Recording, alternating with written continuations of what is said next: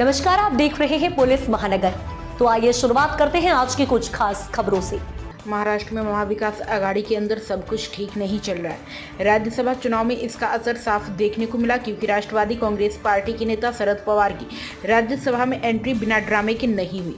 दरअसल कांग्रेस और शिवसेना यूबीटी शरद पवार को ऊपर हाउस भेजने पर एकमत नहीं थे। गठबंधन में बढ़ती दरारों के बीच शिवसेना यूबीटी के कई नेताओं ने हमारे सहयोगी इकोनॉमिक टाइम्स को बताया कि पार्टी लीडरशिप का मानना था कि एनसीपी एसपी एक भरोसे लायक साथी नहीं है और अब महाविकास आघाड़ी में बने रहने के लिए उन पर भरोसा नहीं किया जा सकता। दरअसल एमबीए के बाकी दल एनसीपी एसपी की इस बात से नाराज थे कि वे एनसीपी के साथ मर्ज होने और बीजेपी नेतृत्व वाले एनडीए गठबंधन का हिस्सा बनने की योजना बना रहे थे। इसके चलते ही ठाकरे परिवार ने राज्यसभा सीट के लिए पवार की उम्मीदवारी का समर्थन नहीं करने का फैसला किया था। उद्धव गुट के एक नेता ने कहा कि सुप्रिया सुले और जयंती पाटिल पिछले मंगलवार को उद्धव ठाकरे से मिलने आए थे। 2 घंटे की बातचीत के बावजूद वे उद्धव को पवार की उम्मीदवारी का समर्थन करने के लिए राजी नहीं कर पाए। उद्धव ने एनसीपी एसपी नेताओं से कहा कि वे शरद पवार का सम्मान करते, लेकिन जब उनकी बारी आएगी सेना अपना उम्मीदवार राज्यसभा भेजेगी।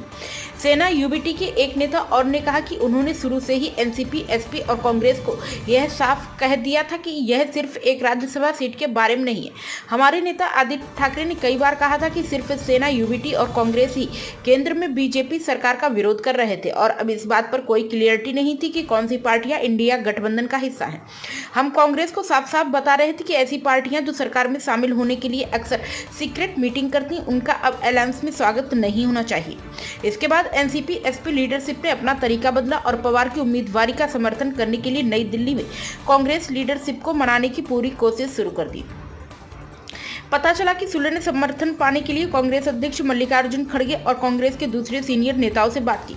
वे एनसीपी के साथ मर्जर की बातचीत से नाखुश थे। उन्होंने भी राज्यसभा सीट के लिए अपनी दावेदारी पेश की थी, लेकिन कांग्रेस लीडरशिप पवार को नाराज नहीं करना चाहती थी। इसके चलते उन्हें समर्थन देने का ऐलान किया।